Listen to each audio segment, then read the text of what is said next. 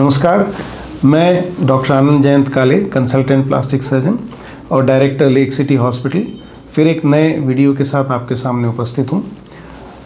हम लोग कुछ क्वेश्चन आंसर सेशंस कर रहे थे जिसमें हमने देखा कि बहुत सारे सवाल राइनोप्लास्टी के बारे में पूछे गए हैं और राइनोप्लास्टी में अलग अलग नाम से राइनोप्लास्टीज होती हैं, जैसे कि closed rhinoplasty, open tip rhinoplasty, septo rhinoplasty, implant rhinoplasty या फिर रिवीजन राइनोप्लास्टी। तो मुझे ऐसा लगा कि एक ओवरव्यू का वीडियो मुझे बनाना चाहिए जिसमें मैं आपको वन लाइन में बताऊं कि इसका मतलब क्या होता है। तो अगर हम नाक में नीचे की तरफ बाहर अगर कोई कट लगाते हैं और उसमें राइनोप्लास्टी की जाती है तो उसको हम बोलते हैं ओपन टिप राइनोप्लास्टी, जिसमें नाक के नीचे के हिस्से में हम एक कट लगाते हैं और वो त्वचा के ऊपर कट होता है।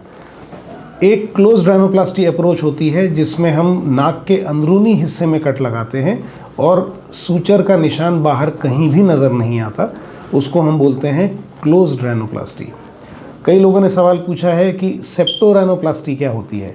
तो जब हम नाक का जो सेप्टम होता है, जो सेंट्रल पोर्शन जो डिवाइड करता है नाक को दाएं और बाएं नॉस्ट्रिल में, उस सेप्टम में अगर कोई परेशानी हो और उसको भी हमको अगर ठीक करना हो और साथ में हमको नाक के शेप को भी सुधारना हो तो उस ऑपरेशन को हम सेप्टो राइनोप्लास्टी बोलते हैं, जिसमें दो ऑपरेशंस को हम मिला देते हैं, जिसमें हम सेप्टोप्लास्टी और राइनोप्लास्टी दोनों ऑपरेशन साथ में करते हैं।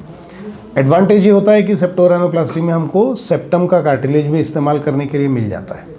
फिर एक होती है रिवीजन राइनोप्लास्टी, जिसमें हमने कोई एक राइनोप्लास्टी का ऑपरेशन ऑलरेडी हो चुका हो और उसमें पेशेंट अगर सेटिस्फाई ना हो, उसको अगर फिर उसमें अंदर कुछ और इम्प्रूवमेंट चाहिए हो, तो उस करेक्टिव सर्जरी को हम बोलते हैं रिवीजन राइनोप्लास्टी। लिक्विड राइनोप्लास्टी के बारे में मैं ऑलरेडी एक वीडियो बना चुका हूं, जिसमें लिक्विड राइनोप्लास्टी में हम या तो फिलर का यूज़ करते हैं या बायोफिलर का यूज़ करते हैं या फिर हम फैट को इस्तेमाल करते हैं फैट ग्राफ्ट के तौर पे, जिससे हम लिक्विड राइनोप्लास्टी कहते हैं। एक सवाल है टिप राइनोप्लास्टी के बारे में। तो टिप राइनोप्लास्टी में हम सिर्फ नाक की टिप को इम्प्रूव करते हैं, उसके लिए अलग अलग टेक्निक्स होती हैं।